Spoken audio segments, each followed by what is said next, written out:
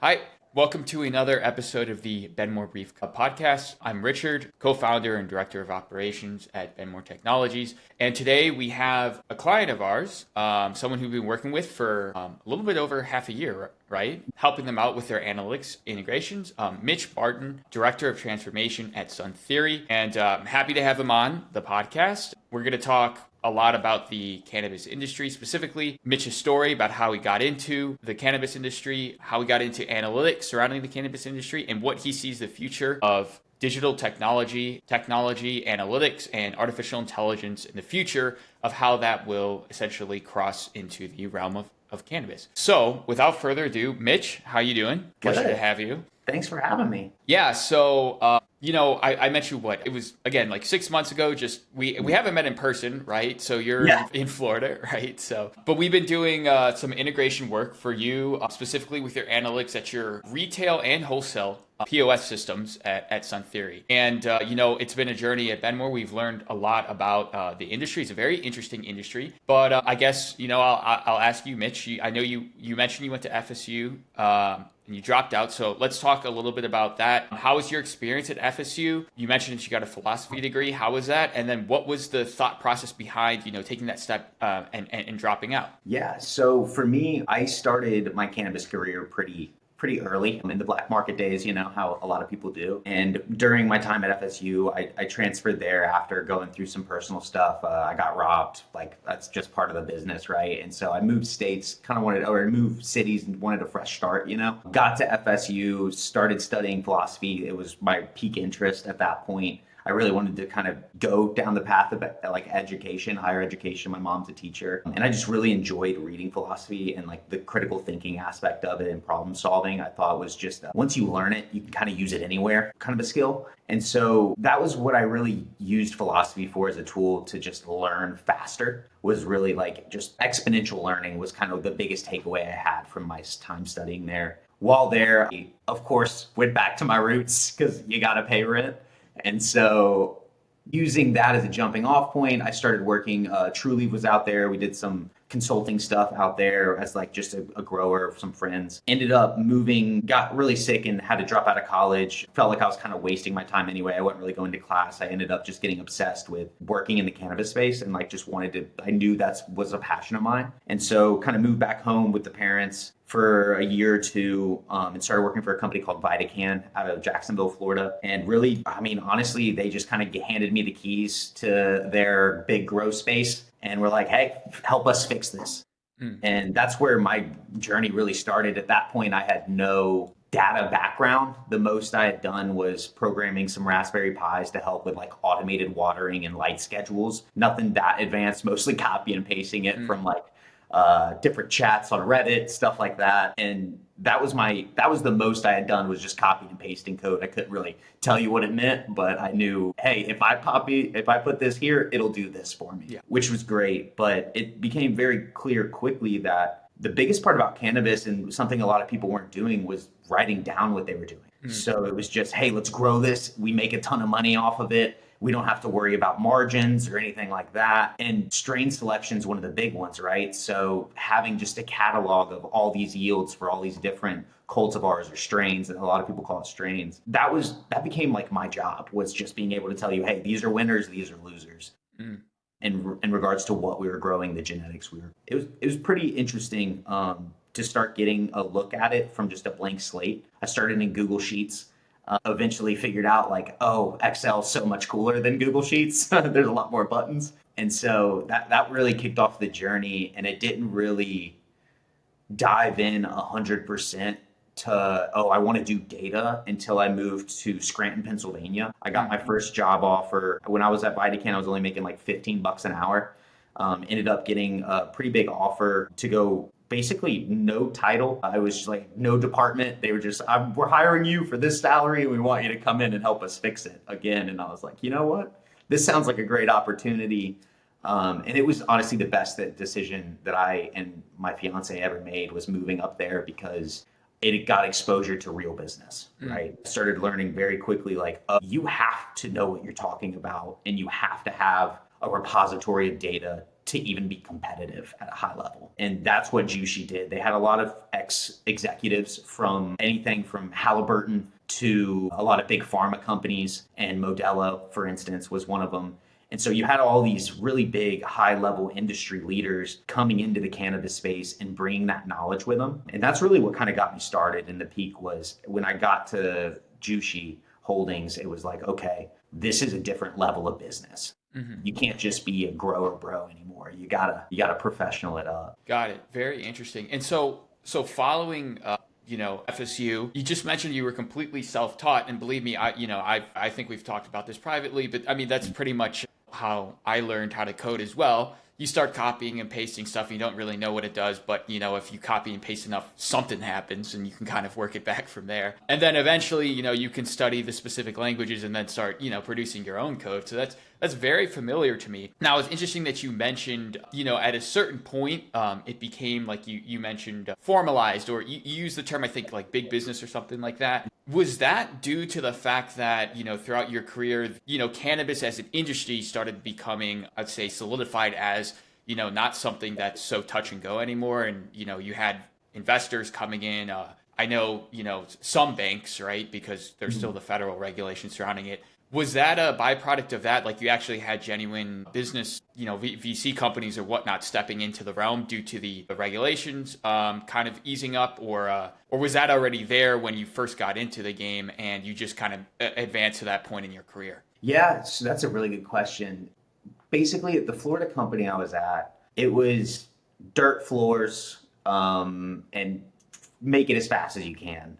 And it was all privately funded. So you are allowed different luxuries when you're privately funded. When I went to Jushi Holdings, they're a publicly traded company. And so publicly traded companies operate very differently. You have shareholders you're responsible to. You have certain promises that you've made company-wise, like, hey, we're going to be a CGMP facility. We're going to have good manufacturing practices, and we're going to make sure that they're the top of the industry. And that's where you start getting into sanitized rooms, completely controlled environments. And when you start putting that much money into something, you got to give something back to make sure that their investment's protected. And that's really where, when I start talking about big business, it comes in.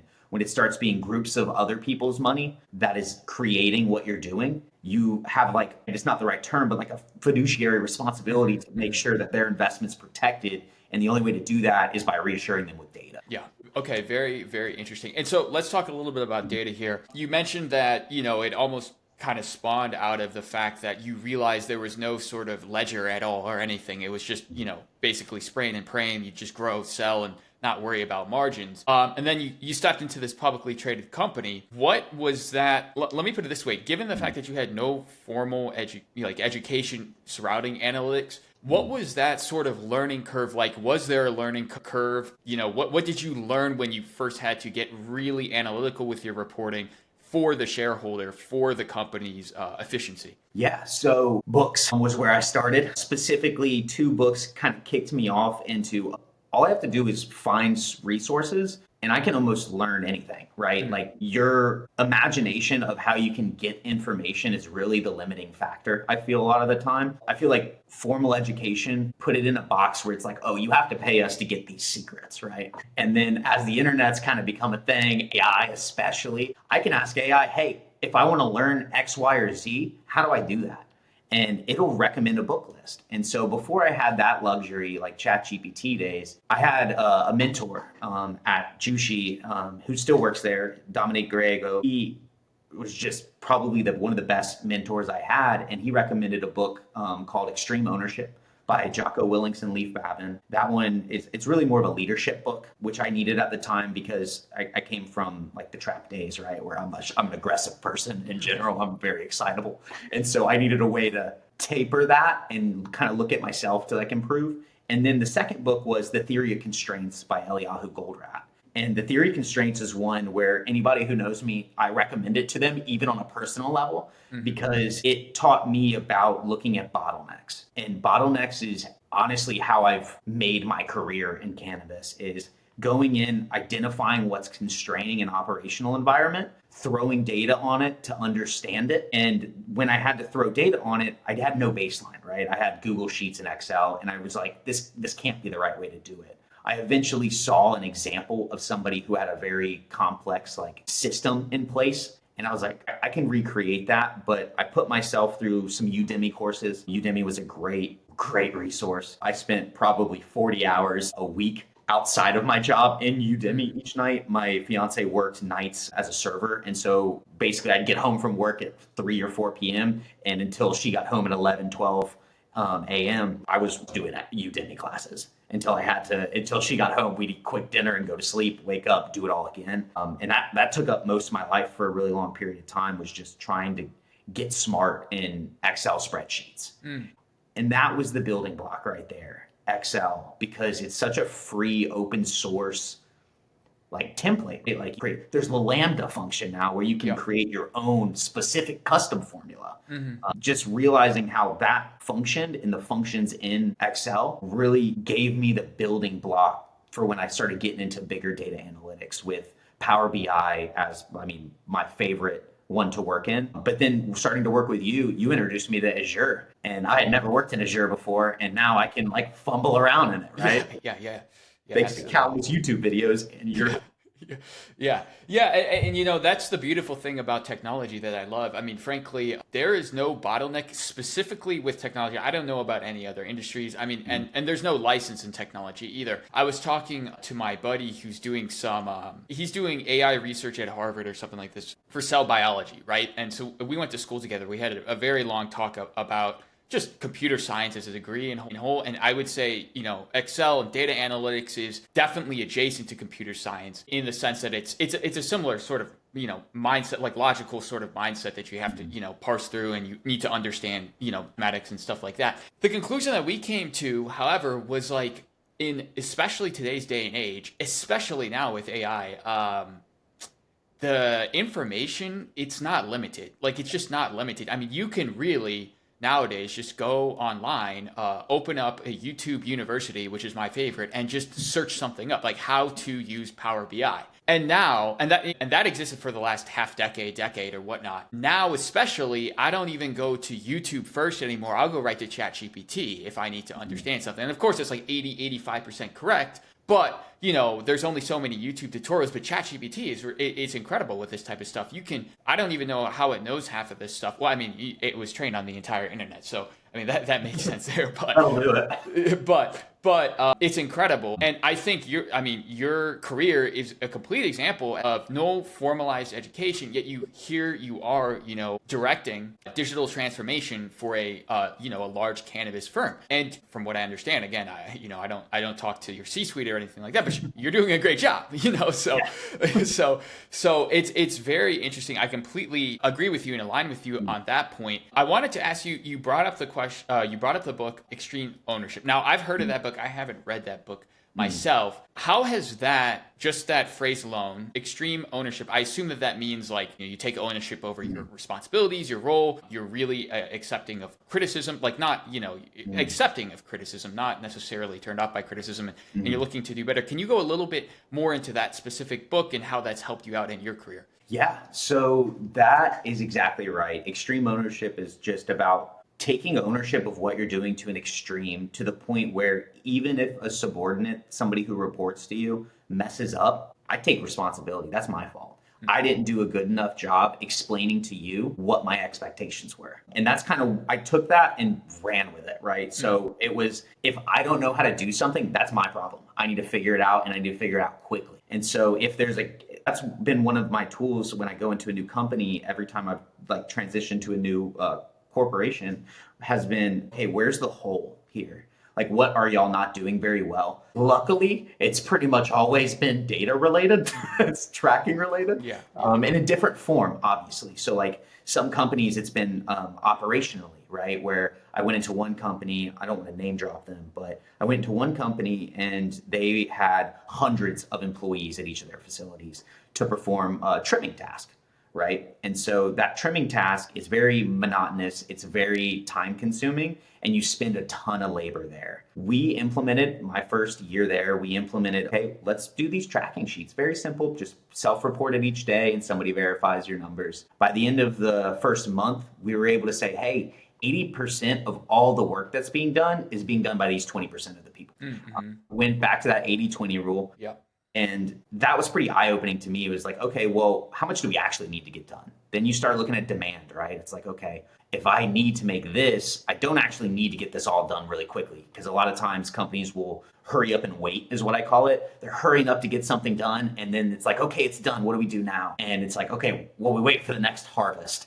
And so that's where it started to, okay, let's start marching to the beat of demand, right? And so if we need to march to the beat of demand, how many people do we need to do this? What's a reasonable amount? And we used all that data we collected. Let's set a target for every person. And it was kind of crazy because I threw just a number out the wall. I saw the average was like 3.2 grams per minute is what we called it. They were trimming about 3.2 grams of cannabis every minute by hand. And so I was like, let's make it 5.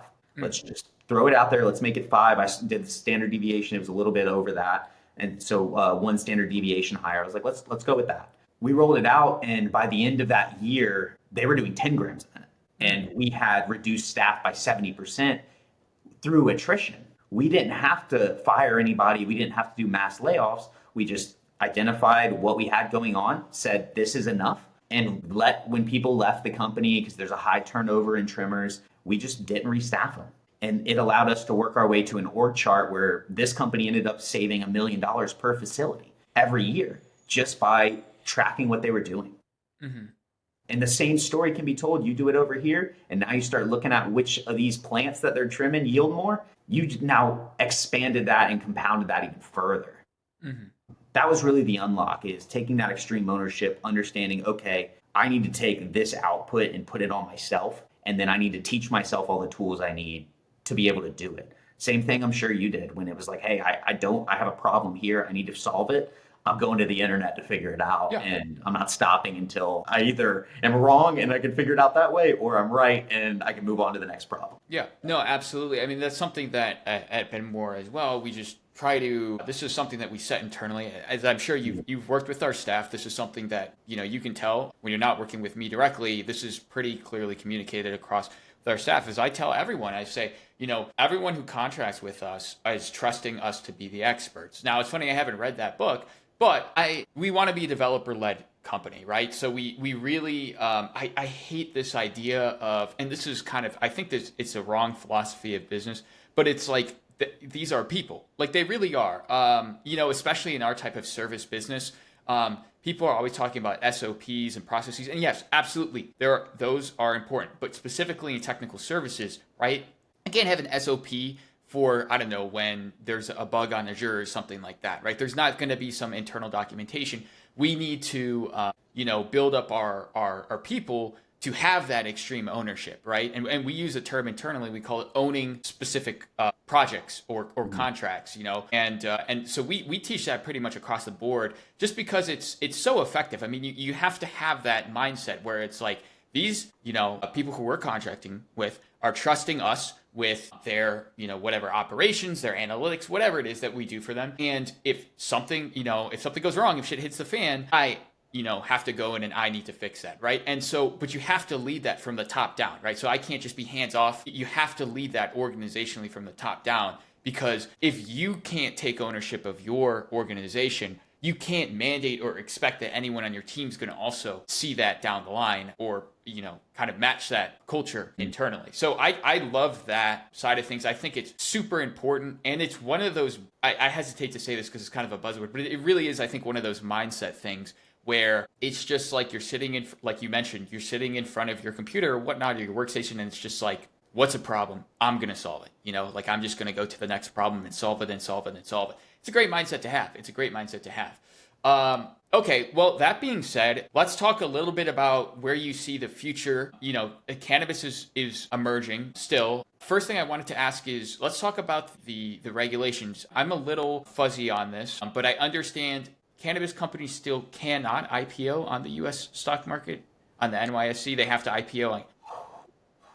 That's a tricky one. I believe they still have to go in the Canadian Stock Exchange. I'm not 100% sure if that applies to hemp. Okay. Ironically, there's absolutely no difference between hemp and like traditional like weed.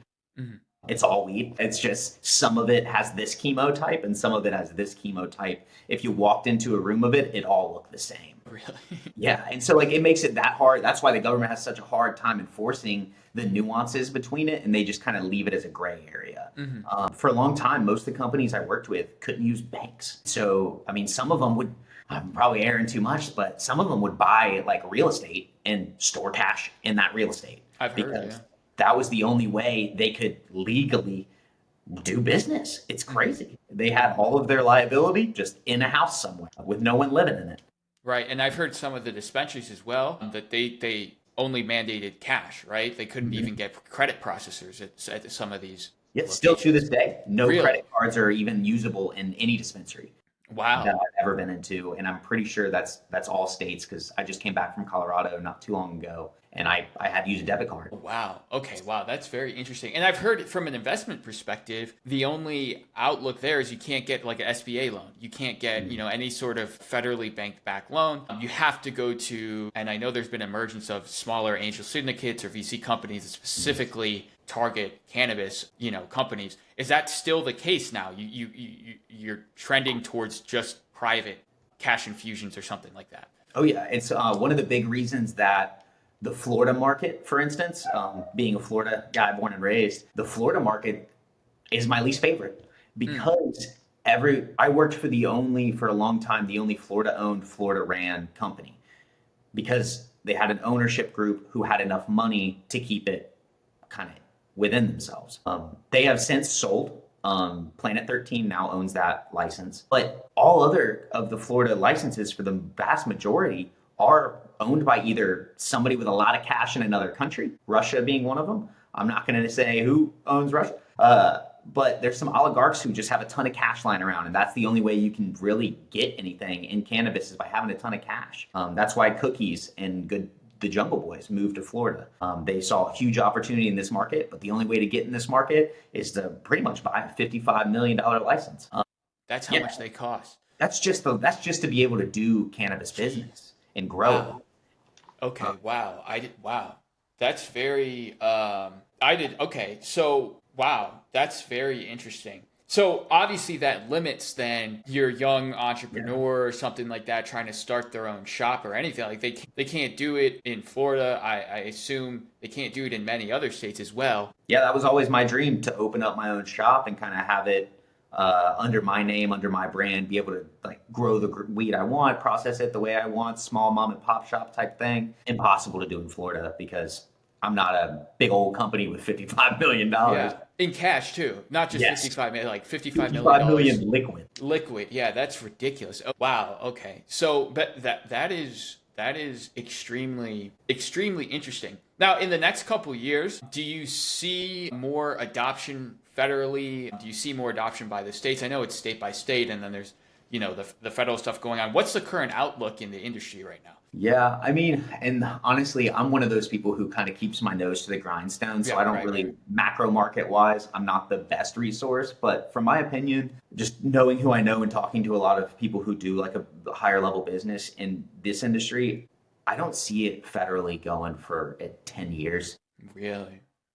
There's more money in keeping it privatized because you look at states like Louisiana, for instance, where there's one or two companies that have licenses. You got a lot of senators who are well invested into those companies. You have other states as well. Florida's one of them, where you have a lot of state senators who are heavily invested into Trulieve, for instance. That's a big problem. You see Trulieve in the news all the time because of it.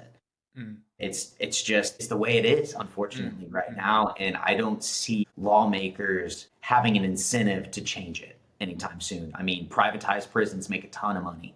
Yeah, of course.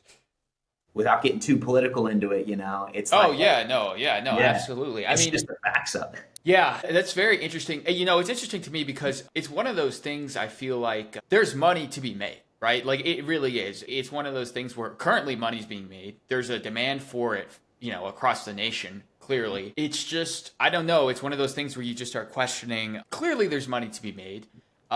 Like what's kind of holding up this process? Essentially, I don't know. I'm not in the industry, but it is interesting that the industry has kind of been in a middle ground from what I recall. The first I heard about the cannabis industry was 4 or 5 years ago.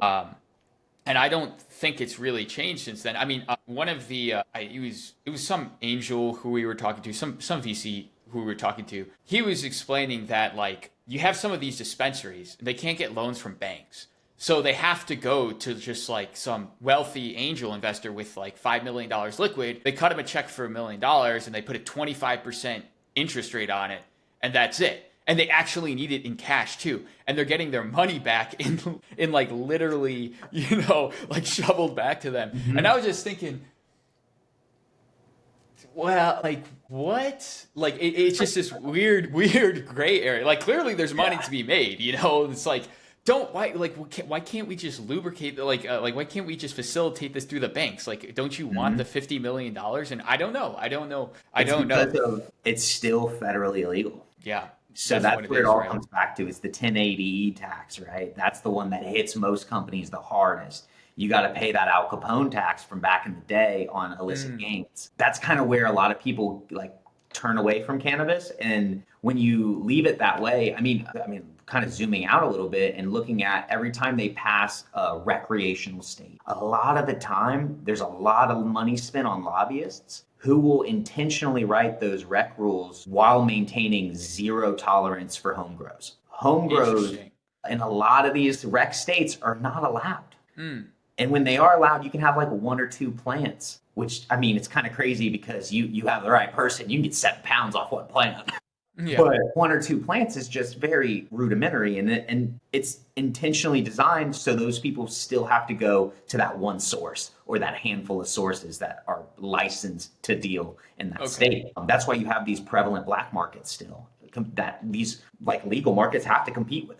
The price in Colorado is so cheap because there's so many black market growers that are still making money almost more so than they used to. Right, and across the board, if you have any sort of black market, that means it's unregulated. I assume that there's checks and balances in place if you do have a license. I mean, you can't be diluted. I don't know the term here, but like you can't be diluting it or whatever. I'm assuming there's regulations and checks. But if you have a black market, there's none of that, right? Like if there's no sort of process controls for safety surrounding the product or anything like that. Yeah, but more so, I think more impactful economically is you don't have this upwards mobility of you can just start, like a corner store shop. Even if there's a demand, you can open up a liquor store. But you can't open up a corner shop. And not to say, a liquor store still needs, hundreds of thousands of dollars of investment in licensing, but you don't need.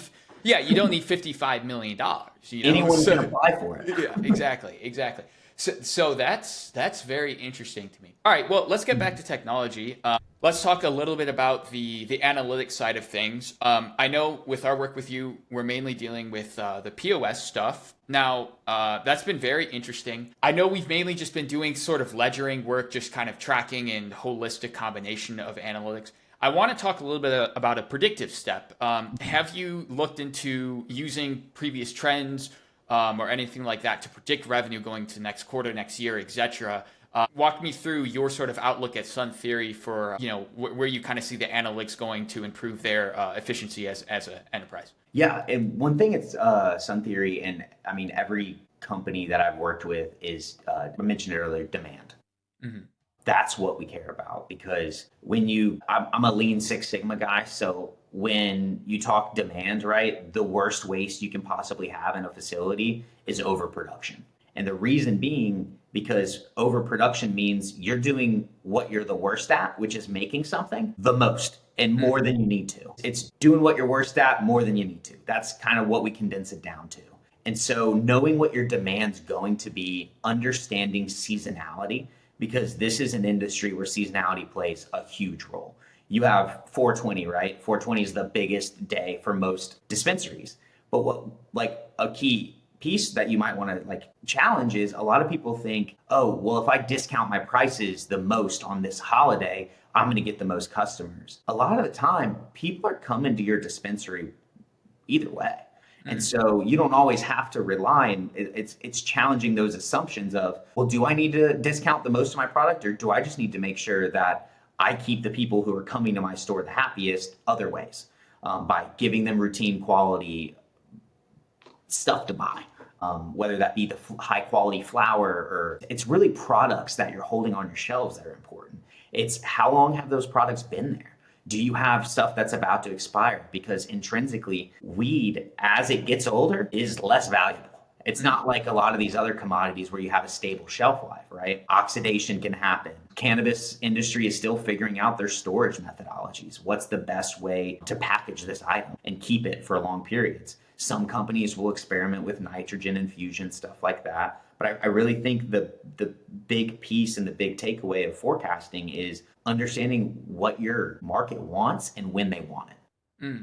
That's the biggest piece. And then making sure that you have enough of that in the store at that time of peak seasonality to where you don't lose any sales. Because that's what happens. You lose loyalty when people come in to buy a product and you don't, or they buy a product and it's a bad quality. They don't care if they got it for a great price. If they go home and they open it up and it's cracking, drying all over the place, they don't want it. They're going to come back and they're going to complain. And a lot of stores don't even do returns. A lot of ours do. But that's in the industry. Another piece of this is I have my own medical card in Florida, and sometimes I'll buy a product and I am incredibly unhappy with it, but I have no recourse because once I purchase it, it's like going to a pharmacy and trying to return your medicine. It's not easy. Interesting. Now, you mentioned something interesting there, and I know a lot of other retailers do this, and we currently have another client that we're doing this for. You mentioned the term loyalty. Have you guys thought about opening up a rewards program? I know this is very common amongst retailers. I know you guys have a good amount of locations at this point.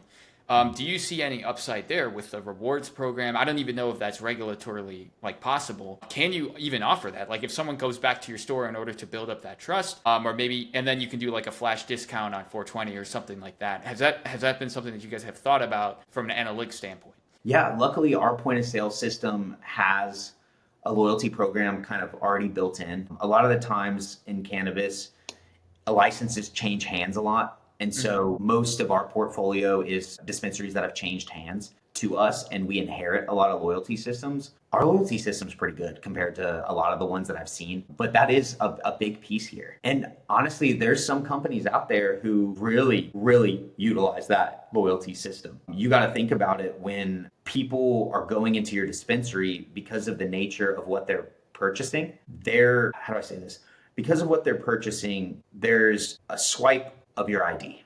You swipe, and at that point in time, legally speaking, a dispensary has to take all your personal information because they're required to prove it, because it's just like going to a pharmacy and picking up your medicine. We need to know who this medicine's going to. And I think that's the big piece of this is a lot of other industries have to work really, really, really hard to get their customers information. With cannabis, you get it right at the start. And I think the trick is using that ethically, right? You shouldn't be exploiting that because it's a function of the business, but it's important to know who's purchasing your product and how you can better cater to those people. And I think the balancing act of not being intrusive with it while also making sure that you're giving your customer the most value is really where that balancing act plays and where you get the most value out. Yeah, absolutely. Now, let me ask you this. How has branding been in the industry? The only reason why I'm saying this is you look at let's just take alcohol, for example. I think that's a pretty fair comparison here.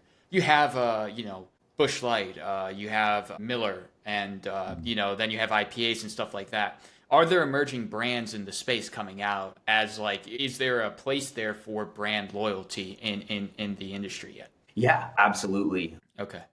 One of the brands we worked with, Dialed In Gummies. Dialed In Gummies is, I personally think, a very heady. In our industry, heady is this is a high quality product. It's very cerebral. This is what people want. So that's a heady brand where you go into a new market, people want it because they know about it and they know that it's got a good reputation. They know when they buy it, they're getting a rosin product. Rosin for our industry is a derivative of cannabis flower, concentrated down through mechanical agitation and ice water, and then heat and pressure. And that's really it. You make basically this kind of sand that's a collection of all the trichome glands from the plant. when you condense them down, you dry them out through a freeze dryer, and then you extrude them with a heated press, you're able to make a really refined resin, or we call it rosin. Resin's something different. It's kind of, the cannabis industry likes to just take words and make them something different a lot. Classic jargon. You guys are the next Yeah. Wall Street. It's going to happen. I see it, you know. So it's called rosin, correct? Rosin. And so it's a rosin-based gummy, and that the whole brand behind it is it's organically derived, right? We're only using water, heat, and pressure to make this. And then we're giving you high quality ingredients to make that gummy. So the end user, compared to a distillate edible, distillate can be made a lot of different ways, but it's essentially the same thing as like Everclear. I compare distillate to Everclear because no one wants to go drink straight Everclear. No one really wants to drink Everclear in general, but nobody definitely wants to just hit a shot of it. Right. That's what I would compare rosin to, being like a fine wine, where you're seeking it out not because it's going to give you the highest dose of alcohol. You're singling it out because it's a quality ingredient, a quality item, and it's got this essence to it where it's hard to describe. We call it the entourage effect when you have a something that's not distillate based or isolate. Isolates have a very one note kind of feeling to it, kind of like, I don't know if it'd be the same to getting drunk off Everclear versus getting drunk off a wine, but I imagine it would be, where if I'm smoking a distillate product or I'm ingesting a distillate product, it's a very one note, it's very fleeting feeling, where if I take a rosin product or a whole flower product, I'm getting an entourage effect because I'm not stripping it down for its bare parts that get me stoned. I'm keeping it whole and using the entire product, and it just gives you a different, you get the terpenes, you get the flavonoids, you get the sesquiterterpenes, the minor cannabinoids, all these different building blocks that go into it that are very, very minuscule, but we don't know the impact they have. And so with a rosin product, we decided to keep all of that. And I think in data, just talking data, right, going back to that, that's where I think a big piece of this industry we haven't even tapped yet is understanding what of this like cultivar, this genetic, is impacting your end user's feeling. I think there's a huge gray area. A lot of people go, oh, it's terpenes, or oh, it's this. Nobody knows. It's just facts. And I assume that it's just a function of the regulation surrounding it. Like, you can't just start researching this stuff like you may be able to with other substances, which is important for many different reasons. Safety, an understanding of the science, and, also, potential benefits as well. So on that point, I know that, we mainly work with you for your analytics regarding your business operations. Do you see, where else are there holes in the market? Because you just said, a couple of years ago, no one was writing anything down, and I assume some companies are still spraying and praying. Oh, yeah. I feel like this is the lowest hanging fruit. Like, you're providing analytics for your finances. Okay, that's step one in business. Mm-hmm. But, where else, I'm sure there's no derivative markets and optionality trading on these licenses or something like that. But where do you see the expansion of analytics into the field? If you were to pick a next realm, could be maybe on the production side or some sort of financial instrument or something like that. Yeah. So for me, while right now, right, I mentioned I go where the need is at the business. Mm-hmm. Right now, the business I'm at right now has a need for me to focus on the retail and sales and marketing side of things, making sure that our points of sale are connecting and that our finances are solid. My passionate side and what I've done in my previous companies I worked with and a lot of my consulting work is around operations. And that's where I think the biggest chunk is, because you have so many industries. You work with a lot of clients that are not cannabis. All of them are not nobody's doing anything novel really when it comes to reporting financial analytics. It's all the same. It's all revenue, and here's what we paid in taxes, and this is what we discounted. Yeah. Pretty simple stuff there. Where it gets complicated is improving your bottom line through operations. And that's where I've made a big part of my career is understanding, okay, and this is something I had previously functioned when I was at Good Day Farms, they're probably one of the most advanced that I've worked with regarding crop steering and the cultivation practices. Their VP, Mikey Towie, the VP of cultivation, he is a genius when it comes to understanding drybacks of plants, right? And all kinds of plant biology in general, plant anatomy. We worked really hard on understanding, okay, what are our targets supposed to look like? What is a good grow? What does that look like? How can we define that? What can we measure that'll let us know whether we're on the right track or we're off the right track? And then connecting that piece to the retail side. So it's okay, now that we know what sells well, let's see how can we exploit that even further, right? How can we take a plant and make it perform better? Mm-hmm. And then how can we grow more of that style, right? So clearly there's a draw to this, whether it be the flavor of it, the smell of it, the effects of it, the name, whatever it is. How can we exploit that preference and make our efforts a little bit more efficient in improving that and moving that ball forward? One of the things that we did and installed at all of our facilities was a way to just track yields. Yield metrics are invaluable. When you understand your garden and can really predict what's going to come out of there, that's where you start getting powerful in cannabis. Because there's not a lot of companies, there's probably very few companies who can tell you what they're going to be yielding 6 months from now. Mm. A lot of the time it's like, hey, we planted these 6 months ago. They just got flipped to flowers 60 days ago. We're just hoping for the best. Please don't pull it out.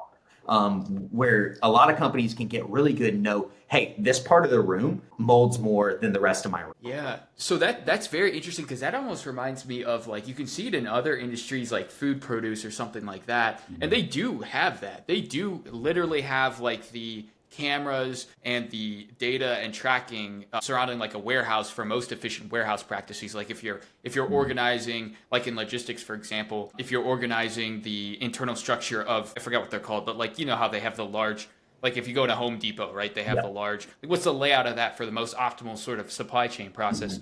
And you're saying that really hasn't, it's crept in a little bit. Okay. Like there is one, and I don't know how far along in their process they are, but there's one company who has a robot that'll go down your row of plants and it'll take millions of pictures, right? Take millions of pictures as it goes down that row, and uses AI to learn, okay, which plants are sick, which ones don't look right, what pests are you seeing, can you identify any molds? And knowing that in real time and having a robot be able to pinpoint that, because while I don't think they're perfect at all, even close yet, they're a lot more useful than trying to train a whole staff to understand. Yeah, to walk through it and do all that stuff. That's very interesting. Now, in terms of like cost savings, let's say you built some sort of robot or something like that where you could get that down to a T. What are we talking in terms of, how could that operationally impact a bottom line here? Are we talking in the realm of millions of dollars, hundreds of thousands of dollars, or for a large company?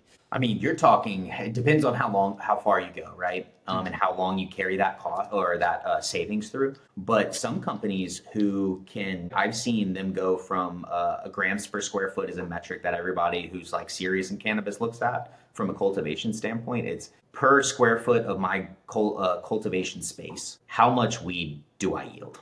Grams per square foot. That's all it means. And a lot of times some companies will be at 60, 50 grams per square foot. But through these tweaks that I'm talking about, understanding your yield, crop optimization by choosing the right strains, don't put a bunch of like low yielding strains in there, pick the right plants. I mean, in 6-7 months, following those kind of practices and really refining it, continuously improving the crop, I mean, you can get into the factor of millions to where they're going from 50 to 60 to over 100 grams per square foot. Really? Yeah, I mean, they're doubling their output yield-wise, which doubles their bottom line. And depending on the fluctuations of the market cost, I mean, that could be in the tunes of tens of millions. That's very interesting. So let's just say if you wanted to recreate this product right now, which you would essentially have to partner with a large cannabis company and do like trial runs with them, essentially, right? You'd have to have a foot in the door there. I'm just, because this is interesting. Most of our people that we work with are startups. So this is a very interesting concept. In your experience, is there a similar plant or something, if you wanted to do research on cannabis cultivation and you wanted to create some sort of device or optimize that process, is there a similar plant that's legal that you could test or refine a product on without having to partner with a large enterprise or something like that and kind of maybe even sell half of your company to them just to get in the door? Yeah, that would be the cool part about hemp is it's the exact same plant, does the exact same grow style. The only difference is you don't get any THCA in the end product. I mean, you do get a little bit, but it's minuscule. And so that's where a lot of people turn to is hemp. You can grow it in bulk outside. But the problem with hemp, and I've run into this with some companies before, especially when we talk about remediation, right? Remediation technology, where just to define remediation would be, I have a crop that I've grown. I have all this like cannabis flower at the end. I get it microbially tested, and the microbe report comes back high. So I popped high, and just for example, 10,000 CFUs is a lot of states like threshold. If you go over that, your product fails. And in some states, you just have to destroy it. Mm-hmm. And in other states, you're allowed to remediate it. And so there's different companies who've made their entire niche, remediating crops. So you get borrowed technology from other industries. One, for instance, is when you get a new ligament or you do a ligament transplant, there's a O3 or reactive oxygen, some companies call it, that they put it in a chamber, they gas it out with O3, and they sanitize it essentially before putting it into your body. They've adopted that for cannabis. I personally am not a huge fan of that approach because it does reduce your aromatics, and it can change the quality of the product. Then there's some other ones like X-ray technology. So Rat Source is one of them. Rat Source, they again, medical technology, right? They sanitize scalpels and instrumentation for surgeries. They just repurposed it for cannabis. It's a safe remediation, and it doesn't degrade the product that much. So that's been one that I've worked with a lot, but some companies practiced on hemp first. Mm-hmm. And the problem is if you're going to go down that route, you need to have the same rigor and the same discipline that a cannabis producer worried about their end product would. Because a lot of the time, hemp is a low quality. I mean, it's a quantity over quality system. So that's kind of where the difference is yes, you could just go grow a bunch of hemp and test it. But the difference is you need to make sure that you're following the same rigor and the same standards that a cannabis company would. Because testing your product on hemp, making sure that it works is one thing, and then bringing it to a cannabis facility that cares about the quality of their product is another thing. Because I've worked with some remediation technologies that I won't name, but they made our product 40% worse, let's say. Mm-hmm. We put our stuff in there, it came out looking like a steamed bag of broccoli, and it was just brown and ruined. And I was like, what did you just buy? Like, why did we have this? Why did you make this product? That's hilarious. Okay, so let's talk just a little bit about the supply chain, because this is interesting to me as well. So let's say, I know you guys have retail stores in Colorado. Do you have to grow everything in Colorado? Do you contract farmers? Are these all under, Sun Theory brand? Are you contracting farmers? And then if that's the case, you guys have, you're across different states. Can you even transport the cannabis across state lines? Nope. Or, well, no, you can't. Okay. Yeah. So that is another uniquely cannabis situation is we are not allowed to take it. We're not allowed to have one big giant grow in Colorado and ship everything and out. Distribute it like that. Wow. And in some states, I hate to pick on my home state, but Florida, for instance, you're not even allowed to sell to other companies within your state. You have to be vertically integrated, which means you grow everything you touch and everything you sell is what you grew. The only situations where you're allowed to purchase from another competitor, let's say, is if a big portion of your crop fails testing. Then you're allowed to supplement your revenue by purchasing third party. And you have to lobby and apply for that situation in that state. I don't know if it's changed recently, but I believe that's still the same. And so when you walk into a lot of Florida stores, it feels like you're walking into a regular retailer, but it's really all the same product at different price points with different brands on it, but it was all grown the same way. That's by the same very people. Interesting. Mm-hmm. So you guys are basically playing business on hardcore mode, essentially. Yeah.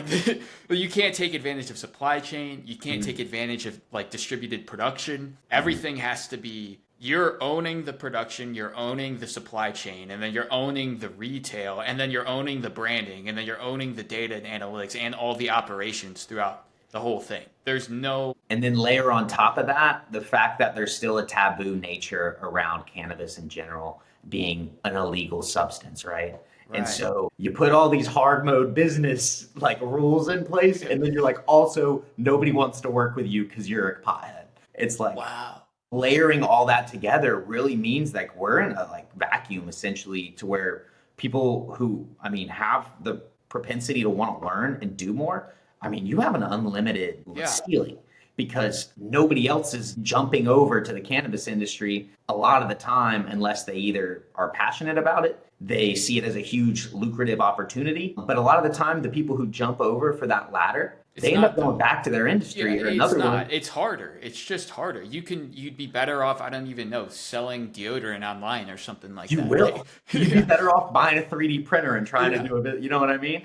Yeah, that's crazy. Wow, that's very interesting. So, but it does, as you were mentioning, it does kind of create this higher barrier to entry as well. And, we can go back and forth on whether or not that's good for the economy or growth, but, it exists, right? It exists. So have you seen are there emerging, I know you were just using, specific cannabis industry terminology. Is there kind of emerging, is it starting to get established in a sense where maybe there's like specific positions? Maybe I hesitate to say, but are there like degrees in university for this? Is this becoming established as or is it still very like touch and go emerging industry type of thing? Yeah, that's a good question. I think there's always going to be an element to what we call bro science. And a lot of the time it comes from these growers who have only worked in their little bubble for a long time. Then the nature of cannabis, right? They move to a big company, they get their own bubble expanded a little bit. But a lot of the time, people just give them the benefit of the doubt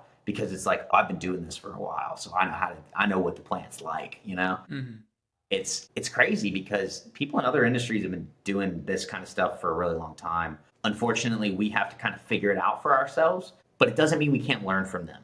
And I think that's the big one is a lot of these are like snake oil situations where I know there's a university close to me that is offering a cannabis certification, like 8-week, 10-week course. Okay. Don't do those.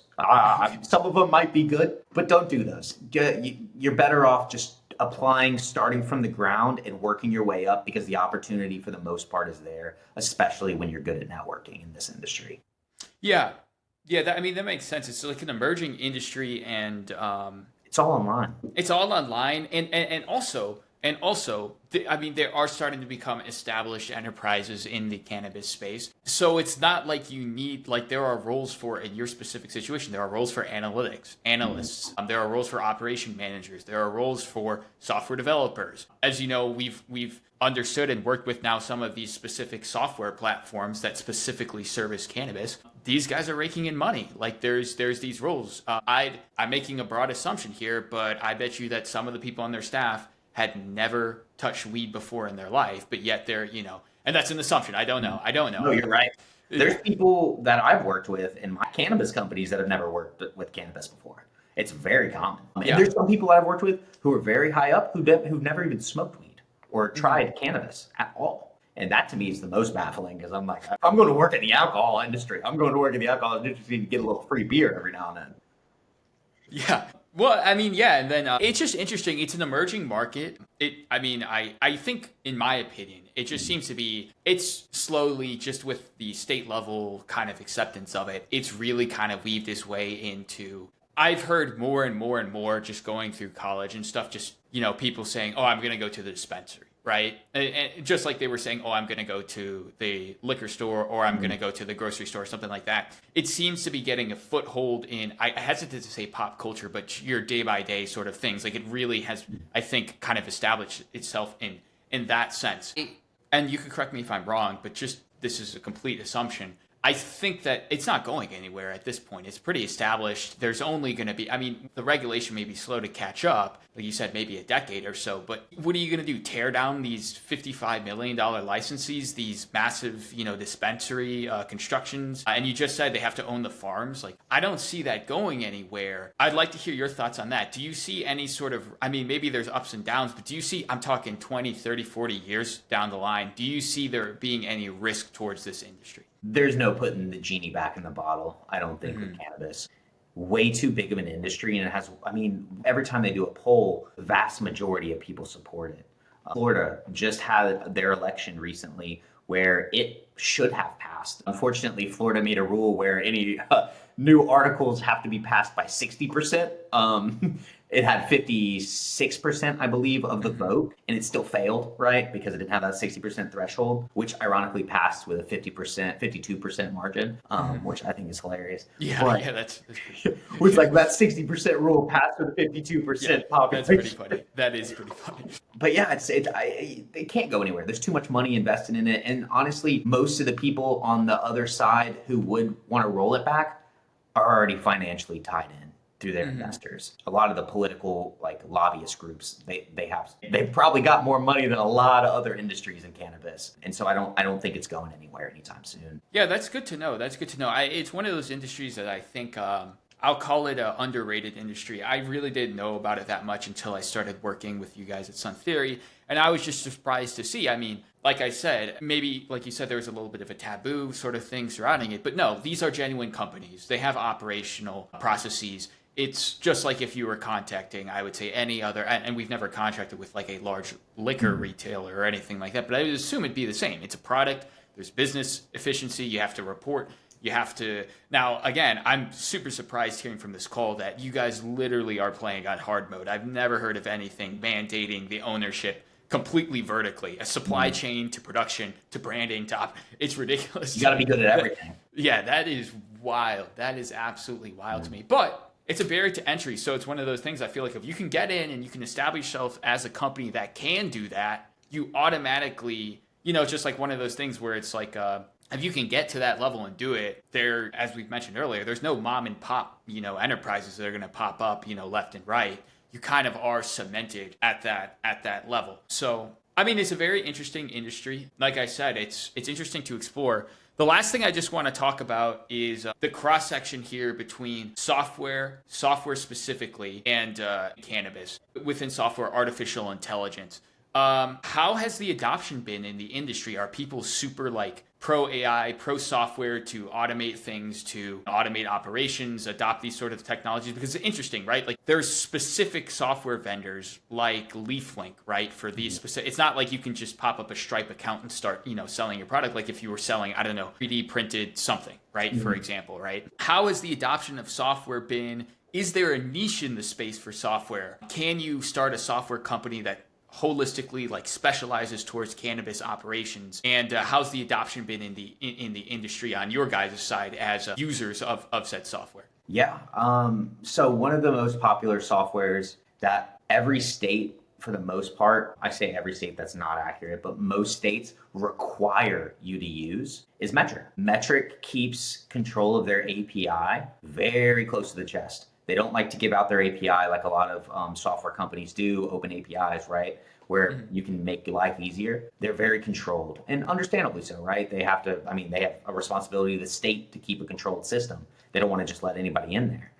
But it makes it very hard because it is not the best, not the easiest system to work in. And so what a lot of companies end up doing is they run their business off Metric so they can report to the state. But then they run a side spreadsheets, all supplementary. So they're tracking everything here, but since it's not easily accessible and integratable, they run everything over here as well. So you're running two businesses at the same time. A lot of the time you run into people who are like, well, I do this process over here and then I copy and paste it into Metric, and then, or vice versa kind of a thing. And it's pretty interesting because a lot of that's ridiculous to say in a lot of other industries, right? Like nobody in beer manufacturing has to type stuff up in one system and then do the exact same process over here because the state told them to. Interesting.